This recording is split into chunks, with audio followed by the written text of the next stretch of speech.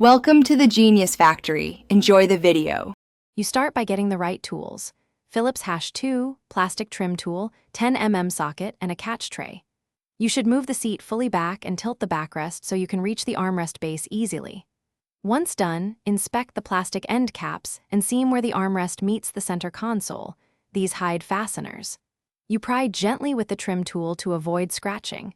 This exposes screws and clips that anchor the armrest, and you'll remove them next to free the assembly.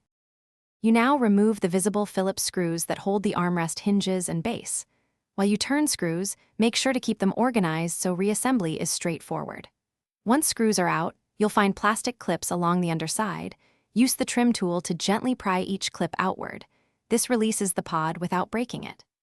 After clips free, lift the rear of the armrest slightly and locate any wiring or latch cable. Disconnect those before fully removing the unit to prevent damage.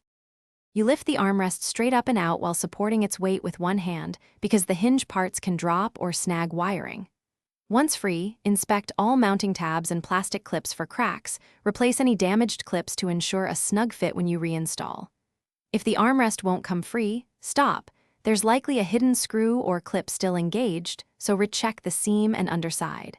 Troubleshooting tip: if a clip breaks, use a small zip tie or a replacement clip to secure the mount.